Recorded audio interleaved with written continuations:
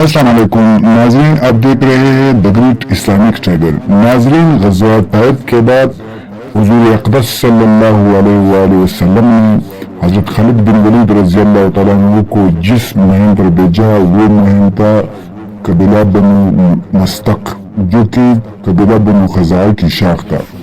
یہ قبیلہ تقریباً دوسری ہجری میں اسلام قبول کر چکا تھا۔ زکوٰۃ وصول کرنے کے لیے سلطان مدینہ صلی اللہ علیہ وآلہ وسلم نے ولید بن عقبہ کو ان کے پاس بھیجا۔ جب یہ وہاں پہنچے تو قبیلے کے سرداران استقبال کے لیے بستی سے باہر رہے۔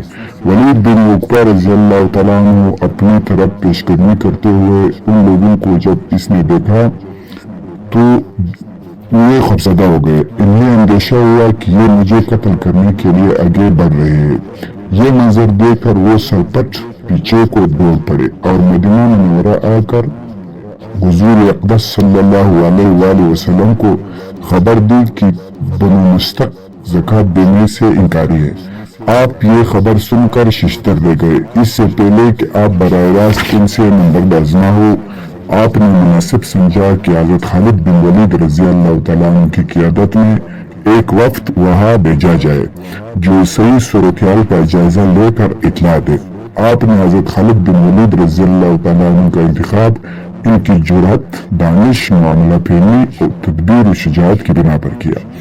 آپ صلی اللہ علیہ وآلہ وسلم نے ارشاد فرمایا، خالد دیکھنا، کہیں جلد بازی سے کام نہ لینا، کہیں جوش و شجاعت میں تعاون بردباری کا دامن نہ چھوڑنا۔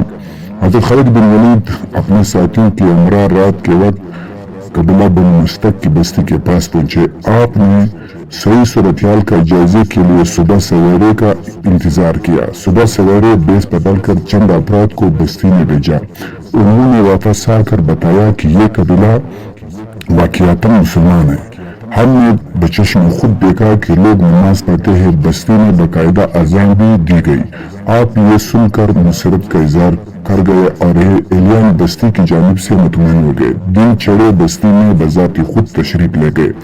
سرداران بنو مستق سے ملاقات کی، ولید بن عقبہ کو زکوٰۃ ادا نہ کرنے کی وجہ دریافت کی تو انہوں نے صحیح صورتحال سے آگاہ کرتے ہوئے کہا کہ ہم تو خوش آمدید کہنے کے لیے بستی سے باہر آئے تھے، لیکن وہ ہمیں دیکھتے ہی ملے بغیر الٹے پاؤں بھاگ نکلے۔ ہم تو بہت پریشان ہوئے۔ ہم نے اطلاع کے لیے ایک وقت بھی رسول اقدس صلی اللہ علیہ وآلہ وسلم کے خدمت میں بھیجا ہوا ہے۔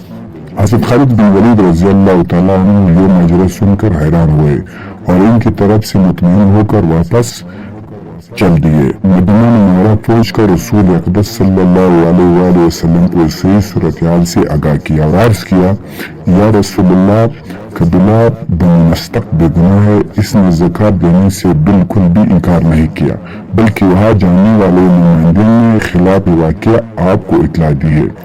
اس موقع پر آسمان سے یہ حکم نازل ہوا، اے ایمان والو، اگر تمہارے پاس کوئی فاسق خبر لے آئے تو اس کی تحقیق کر لیا کرو۔ کہیں ایسا نہ ہو کہ تم کسی قوم کو بے خبری میں نقصان پہنچا بیٹھو اور بعد میں تم اپنے کیے پر ندامت اٹھاؤ۔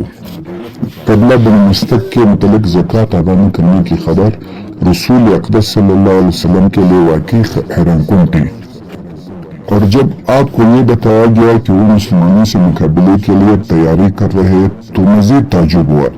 اس نازک موقع پر آپ کی نظر انتخاب حضرت خالد بن ولید پر پڑی تاکہ وہ اپنی عقل و دانش پہ فراست و جرأت و شجاعت کو کار لاتے ہوئے اس آزمائش کی دوڑی میں کامیابی سے ہمکنار ہو سکے۔ اس محاذ پر روانہ کرنے سے پہلے آپ نے انہیں صبر و تحمل کی تلقین اس لیے کی کہ تاکہ کہیں مشتعل ہو کر انہیں بلا وجہ بنو خزیمہ کی طرح نقصان میں پہنچا بیٹھے۔ حضرت خالد بن ولید رضی اللہ تعالیٰ عنہ اس محاذ سے سرخرو ہو کر واپس لوٹے۔ حضرت خالد بن ولید کی ہیبت اور رعب و دبدبہ ایسا تھا کہ ان کا نام سنتے ہی دشمن کے رگ گٹھے میں کپکپاہٹ طاری ہو جاتی۔ اسی وجہ سے مسلمانوں کو بہت تقویت ملی۔